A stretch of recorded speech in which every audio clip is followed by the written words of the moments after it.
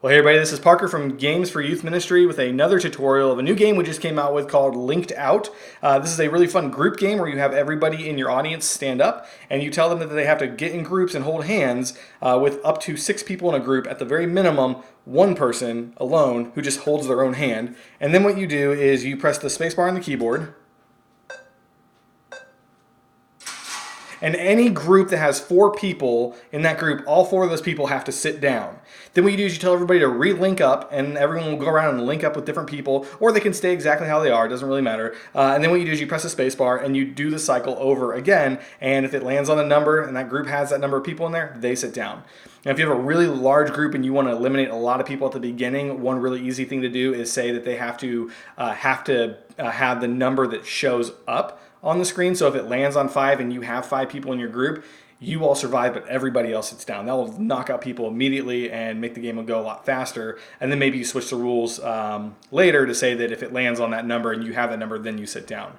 But the cool thing about this, it's based off the mechanics of another game that we have called Kill Square, where you can actually manipulate the results and pick more than one square, or you can force it to land on a certain square in case you want to do something cheating. So anyway, let's do this. Let's click on M on the keyboard, and that's going to bring up our menu. And you'll see on the left there is our controls, and it'll just say spacebar starts a 3-second timer. Very, very simple. But if you want to play around with things and not just have it pick a random square, you can actually do these key combinations. So we're going to scroll down and I'm going to tell you what these key combinations do.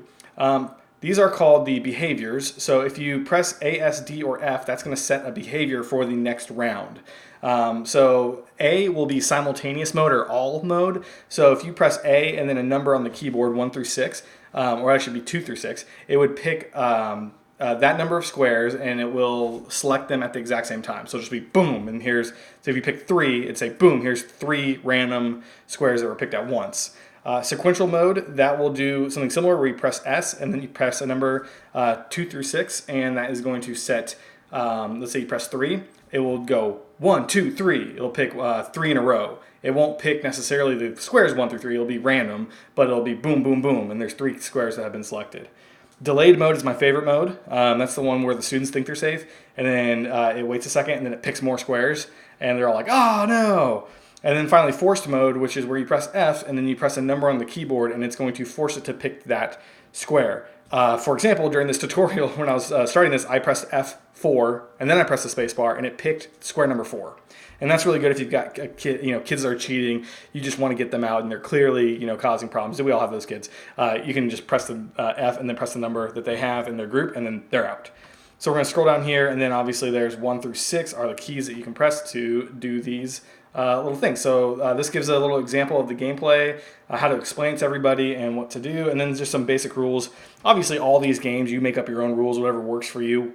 Email us and let us know what you do, because we love hearing that kind of stuff, and it helps us improve the games for other people. So we're going to click Start Game, and I'm going to do an example of a few of these things. So we're going to say, for the behaviors, I'm going to press A3 and then spacebar. There you go, and it picked 3 random squares and displayed them all at once. I'm gonna press S4 and then do the space bar. There you go, so it picks 4 of them randomly. And then I'm gonna do, let's say, D3, which will be the delay, space bar. And everyone's like, oh no, 3's out.